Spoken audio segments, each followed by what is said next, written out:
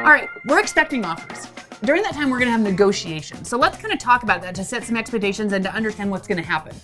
When we get an offer, what options do I have in that offer? Yeah, that's a good question. So let's talk about the offer. What is an offer? Well, it's just that. It's an offer. You're in the driver's seat because someone just came to you and said, we want to buy your house with these terms and conditions. And you're not obligated to do anything. You can accept it as is, you can counter offer, or you can reject it completely. So what kind of terms are negotiable? You said that they're going to give us some terms in that contract. What's negotiable? Everything is negotiable. I mean, you're going to be able to put the deal together when a buyer agrees with what the seller wants and the seller agrees with what the buyers want. You come together. So everything's negotiable, and don't feel like you have to do anything. So what are the things to consider when I've got an offer and I'm considering whether this is a good offer? What do I look at to consider in that offer? What should I take into account? Price is probably really important. Close date is really important. The terms of the agreement as far as how they're going to buy it. Like, what does that mean? Well, I mean, what type of financing are they going to use? Is it a cash offer? There's numerous types of financing. There's conventional financing. There's government financing, which is like FHA, Idaho housing, VA, rural development. Why would that make a difference to me? As a seller, you need to be aware of government financing because a home has to meet certain criteria. So they might require you to make sure there's no peeling paint. They might require that there's no broken windows, that there's smoke detectors, that there's handrails, things like that. Usually not big, and it's better. I mean, an offer with government financing is better than no offer at all. And usually their repairs are not huge. I mean, they're pretty affordable. Again, there's things that you should try to be aware of before you even list it to cover those things. In our financing video, we'll dive deep into why that finance is so important, right? Yeah. So you said close dates. Anything else I need to consider? I would say that, again, everything's negotiable. If the close date is on a Wednesday and you're going to be gone that Wednesday, well, let us know that because we can probably change it to a Friday if you let us know that that's a big deal. So let's talk about contingencies and inspections because those are in about every contract, right? It's rare that somebody says, here's a bag of money, we're going to buy your house tomorrow.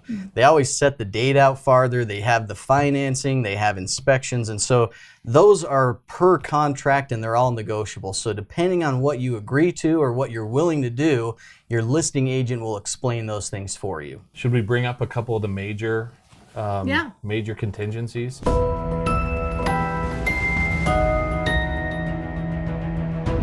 The most solid contingency that you hopefully want to avoid is, do they have a home to sell?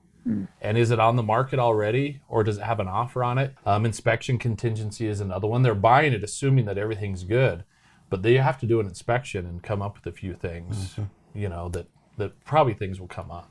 What about the buyer's closing costs? Do I have to pay those or can I say no? You can do whatever you want. When the offer comes in, we'll break it all down to you. What really matters is how much are you going to net from this offer.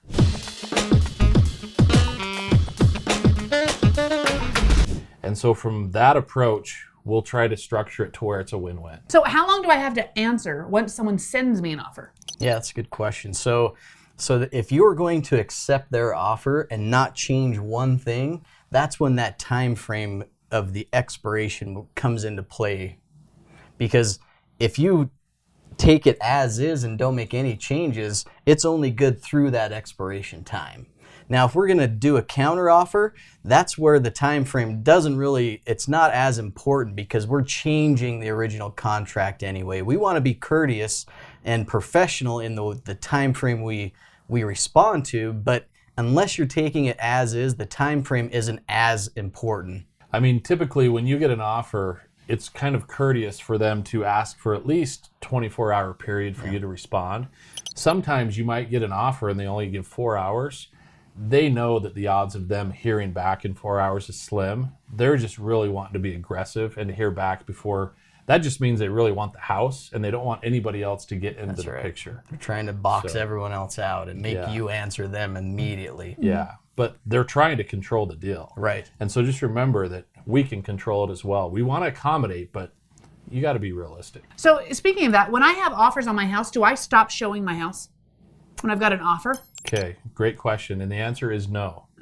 unless you have a signed contract, you continue to go with showings. And we'd actually prefer that when an agent calls you to set up a showing, and if you have an offer, we'd prefer that you don't even mention that there's an offer on the table, because odds are if they hear that, they'll probably cancel the showing because it's just hard to compete. Yeah. People don't like to compete with other offers. And so, try not to mention that there are any offers at all. Let us do that. And continue to show it as if there's no other offers until there is a contract signed by the buyer and signed by the seller, and your agent tells you you're pending. What about multiple offers? What if we get multiple offers? How does that work? Yeah, that's the best day, right? When we get multiple offers. We have multiple people that want to buy your house with the terms that they come to the table with. And so we've developed a strategy over the last couple of years as it's been a seller's market. We have dealt with the situations where there are multiple offers, and what do we do to get the highest and best out of each of those offers so you can consider what the best for you is. And that's what we will do. We'll walk you through that process when it comes up. And the whole key is you don't want to take your property off the market. You want to be able to give everybody an opportunity to give their highest and best offer, knowing that they're competing with somebody else. That's right. And it's amazing how closely those offers end up being, which again is a reflection of just market price. How smart buyers are. Yeah, it is amazing. Yeah. So if someone's looked at my house before and they're considering making an offer, or do we wait for them to put that offer in if we've got another offer? Well, we are going to notify the other agent that there's another offer, but no, you can't wait, because that offer might never come, and they say the bird in the hand is, you got to go with what you have. Okay. What if I accept an offer? Mm-hmm. Let's say we take it, but then a better offer comes in. Yeah. You're under contract with the first offer. If I've accepted, I can't take that better offer? You can have a backup offer in case the first one falls through. Yeah. And it'll help you you can be stronger on your negotiations with other contingencies like an inspection that you have to work through. But no, you can't cancel. Well, it's a legal matter at that point. Can I change dates? What if something comes up and we're under contract and things kind of adjust? Can I change dates on there? Yeah, what the offer in the contract does is set your best foot forward, right? It says, we want to close by this date. We hope it happens this way. Well, life happens sometimes, right? And dates change. And the close date may shift from the 30th of the month to the 25th, or it might have to get pushed to next month. Those types of things aren't deal killers most of the time. It's just a conversation that we want to have as early as possible if there are things that need to change. And it is a contract, so you have to have written approval from the other party. That's right. To do that. So if that happens, who do I contact? Your agent. What if I receive an insulting lowball offer from an investor? Like they just came in and they're just lowballing. That happens. And we have many sellers who sometimes say, I want to list high and let's just get a lower offer. But almost every time, if that ever happens, they say it won't affect me. I won't be offended. Well, it is always offensive when you get a low offer. Mm-hmm. And so just realize that it happens. Try to not be offended, and then just counter back and see if you can make it work based on what works for you. But try not to, it's a passionate experience when you sell real estate. So try not to make a passionate decision and hold a grudge and just say, hey, we have somebody, let's see if we can make it work. Yeah, and let your agent navigate that. Totally. One of our leaders, Diana, always talks about staying curious. If an offer comes in, let's just stay curious, because you've got somebody that's qualified to buy it. They've proven that they like it enough to put in an offer. They've showed you that they're financially able to do it. If the number that they're willing to pay doesn't match what you're willing to sell it for, we don't have to do it. Yeah. So let's just look at everything else around it, stay curious with that person, and see if we can put something together. Yeah.